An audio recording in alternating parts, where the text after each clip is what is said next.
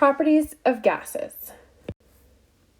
There are measurable properties of gases where we can actually take a numerical measurement, not just an observation. We can look at the pressure. Units of pressure that we're most familiar with are probably PSI, but that's not one we're going to talk about in our class. Others could be pounds per square inch. Oftentimes that's reported for like a tank under pressure.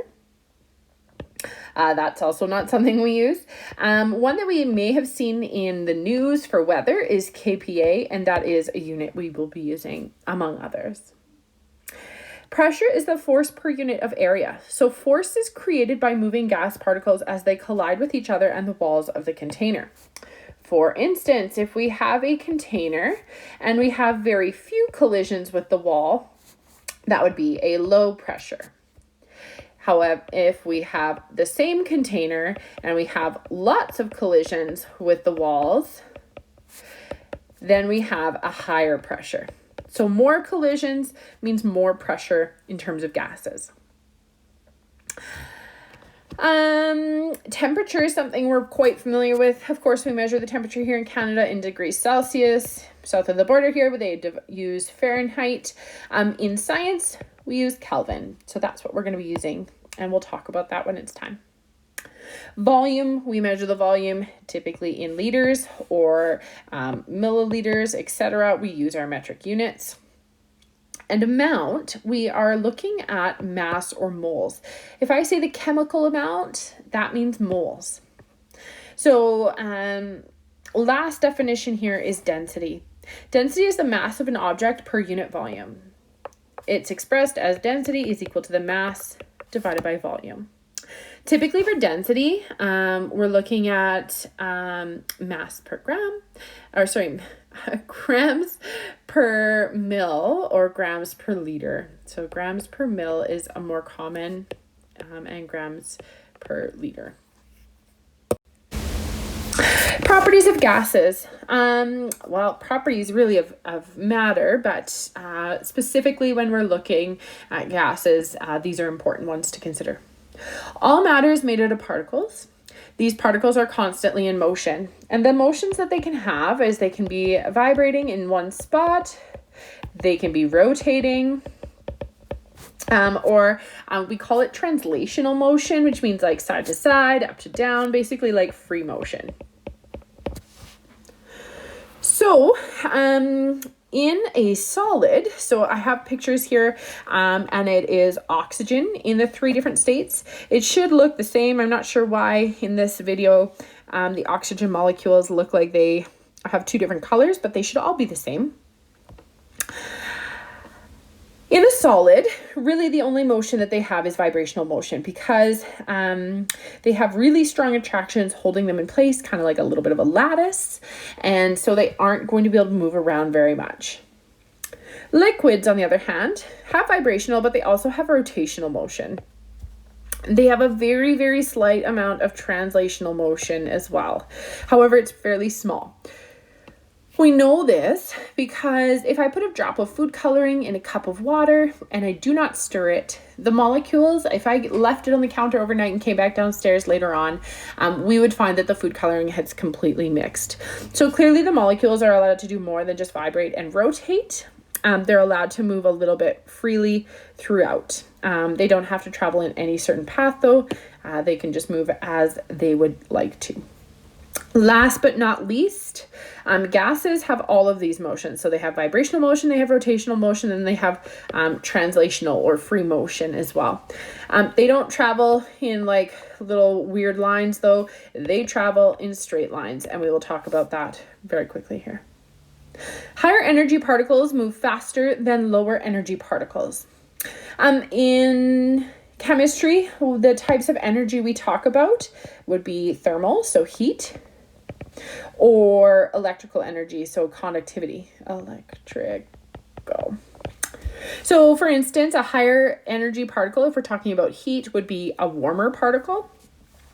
A warmer particle moves faster than a cooler particle because it has more energy.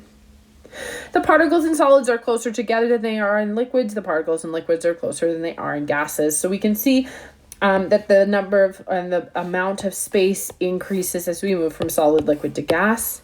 In gas, the spaces between molecules are much larger than the molecules themselves. Properties of gases. So gases are compressible. The volume of a gas will decrease when pressure is exerted on it. Okay, because there's so many spaces that we can compress them and take up some of that space, take away some of that space, if you will. The volume of solids and liquids does not change under pressure because the spaces between them are so small to begin with. There's not much more we can take away. Gases expand as the temperature is increased under constant pressure. So, the more energy we give them, the further they can travel. The more energy they have, the more pressure they exert on their container. So as long as their container is flexible, they will continue to expand. Volumes of solids and liquids increase with temperature as well, but very slightly. Okay, so to a much smaller extent. And we're talking staying within that state. So heating an ice cube from -50 to -10, you're not going to see very much of a change. Gases have smaller densities than solids and liquids, meaning they have smaller mass per volume. So if I have a container of oxygen gas versus the same size container of oxygen as a liquid versus a container of oxygen as a solid, this one will be the heaviest. This one would be the lightest. They have the same volume, so the lightest over the same volume would be a lower density. Gases mix easily and completely when placed in a closed container. So what this means is that gases will disperse evenly no matter what is introduced. So if you have two gases, you can mix them in any ratio that you would like. So this is called miscible. An example of something that is immiscible, or the opposite of miscible, would be oil and water. I can keep adding oil and water to whatever ratio I would like, but they are never going to mix. Things that will mix in any ratio, again, would be any sort of gases. Gases have a low resistance to flow or a very low viscosity, which allows them to escape quickly from small openings in containers. So viscosity, remember, is resistance to flow. Molasses has a high viscosity. A liquid like water might have a lower viscosity. Gases are said to have a very, very low viscosity because they don't resist flow. They just keep moving on their own anyways. We don't even have to really pour them for them to leave their vessel. We could just open a small opening in a container like ours up here, and they would start to bounce out and escape. Whereas if I opened up the liquid or the solid, it is not going to move until I start tipping that container. Kinetic molecular theory, is something we're going to explore a little bit in this unit as we move through the laws, the gas laws that we talk about. In general, this theory was developed to describe the behavior of gases, specifically an ideal gas. So gases in real life are not ideal.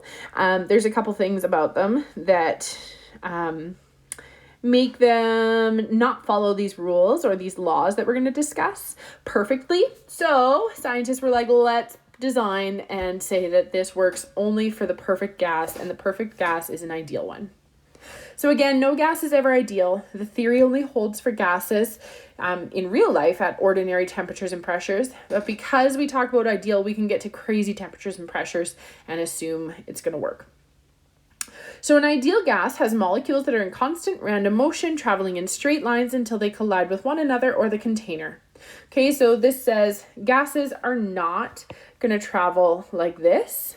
They travel in straight lines until they bounce off of something, whether that's the container or another particle themselves. Gases are a point mass, meaning that the mass takes up no space or has, this should say, zero volume. This is because the volume of the container is significantly greater than the volume of the gas particle itself. What does that mean?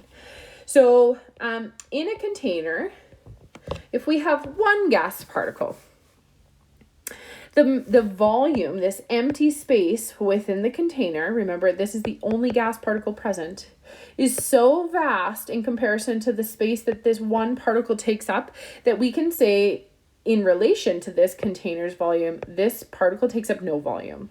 Okay, I could technically compress this container all the way back down to a speck or zero volume. That's what that's saying. So the space of the container is significantly greater than the volume of the gas particle itself. That makes sense.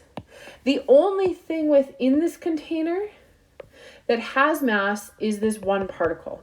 So this particle has mass and occupies only a point in space that has no volume. So this means I can compress something all the way down to 0 liters. Okay, we know that's impossible, but this is ideal world, and anything goes in ideal world. Molecules interact with one another in the container through elastic collisions.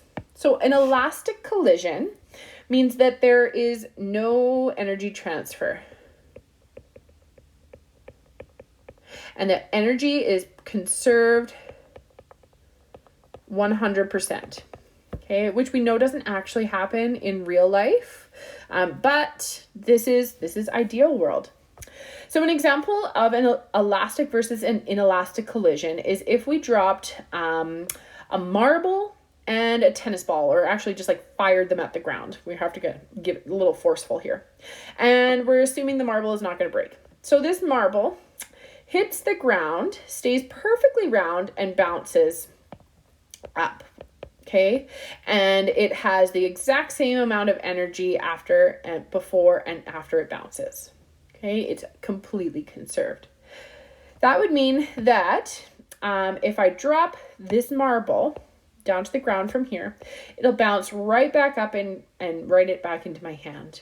We know that's not true, but that's a perfectly elastic collision, and it hasn't changed shape at the bottom. That's where a lot of energy is actually lost.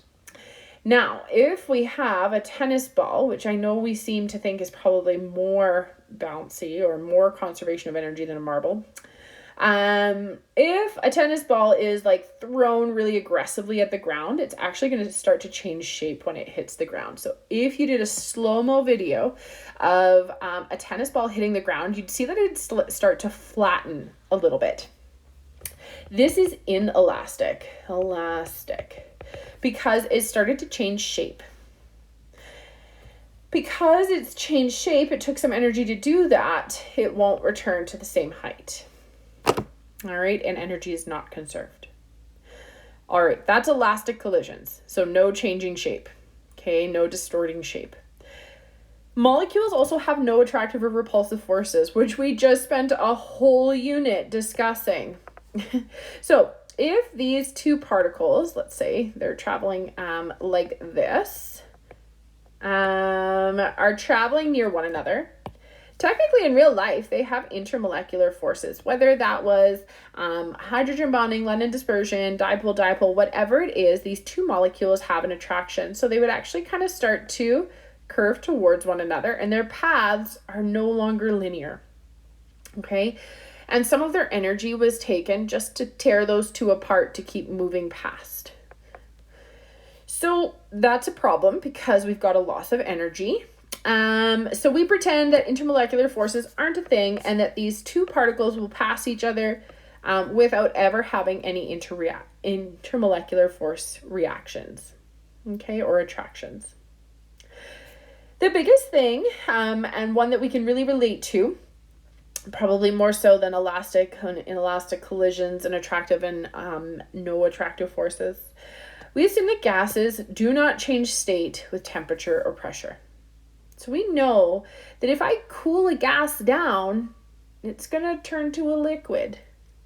But in ideal world, gases will remain a gas forever and always, no matter what I do to the temperature and no matter what I do to the pressure.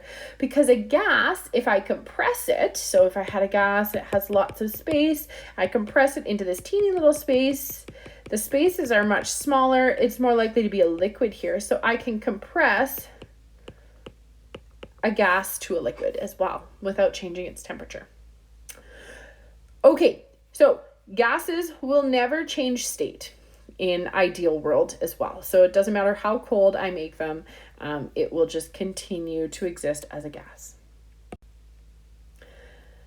A thought experiment about gas properties. So throughout your textbook, you're going to see a little bit of these green experiments. Sometimes I'll put them up on the board just because I think they're great. Little thought experiments sometimes. And just what you need to interpret is what you need to do. So what they're expecting you to complete from like a lab report style thing is evaluated in green. So here we're doing the analysis and evaluation. The evaluation has 3 parts. All of these things are discussed in the very back of your textbook in Appendix B. So if you're using the online textbook, take a look at the appendices. And if you have a hard copy textbook, this is on page 390, the definitions of what you're expected to do. It will typically outline what you're being asked as well, though. So in this experiment, imagine that you have 5 gas cylinders that have volumes and temperatures that are listed here. They contain the same mass of nitrogen gas. So there's the same amount of gas in each of these. Complete the analysis by proposing a hypothesis or with reasoning to answer the problem. So we're going to decide what the answer to our problem is in the analysis. And we're going to provide some reasoning. We're not just going to state our answer. In the evaluation, identify any difficulties you had in answering the question, state how certain you are about your answer, and list some additional information you think you need to improve the certainty.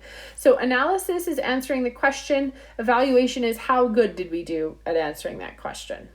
So the purpose of the lab was to create a hypothesis based on differing gas properties. And the problem that we are solving here is what is the order of gas cylinders from most likely to explode to least likely to explode given this information. So I'm going to task you with the analysis here. And what I need you to do is to pause this and decide what order are these cylinders from most likely to least likely to explode, and give one piece of reasoning at least. All right, so now that you've had a moment, I will show you what I did for my analysis. What I did is I tried to look at a ratio of volume to temperature for each cylinder. So for cylinder 1, I had a 1 to 800 ratio, and this was, again, volume to temperature. For cylinder 2, we have a 2 to 200, which can be reduced to 1 and 100. Notice that I'm trying to reduce to at least keep one of my ratios constant so that I have something to compare from. For cylinder 3, I had a 2 to 300 ratio. Therefore, I've reduced it to 1 and 150. Oopsie. Number 4, we had a 4 and 200, which reduces to 1 and 50. And last but not least, I have a 4 and 800, which reduces to 1 and 200. So my order from most likely to explode to least likely to explode is the one with the greatest ratio here. So the greatest ratio, 1 liter at 800 degrees Celsius, is more likely to explode than 1 liter at 100 degrees Celsius. So the larger the ratio, more likely to explode was my reasoning. So from most likely to explode to least likely to explode, we're going to go 1 is most likely, then 5, then 3, 2, and 4 is least likely. All right. The evaluation has asked us to identify any difficulties we've had in answering the question, state how certain you are about your answer, and list some additional information you think you need to improve the certainty. Go ahead and pause again and finish up your evaluation. Now that you've had some time, any difficulties you had in answering the question? The biggest difficulty, I think, in this case is that there was 2 manipulated variables. This is kind of a no-no in science. You really only want 1 manipulated variable, 1 responding variable, and then looking at controlling everything else. So 2 manipulated variables is making this challenging because the volume wasn't constant, and we were just looking at temperature or vice versa. State how certain you are about your answer. How certain am I? I'm quite certain. Why? Because I've used a mathematical model, so ratios, to back up my answer. All right, I wasn't just pulling numbers out of my head here. List some additional information you think you need to improve the certainty. So what piece of information could really help us decide whether something is going to explode or not? Likely, pressure. If they'd listed the pressure in each cylinder, I could have just ordered them based on highest to lowest pressure. Some practice in your textbook, but I also thought there was some better practice, if you will, in the McGraw-Hill-Ryerson textbook. So I typed out a few of those questions and they are linked on our course website for you to take a look at if you'd prefer.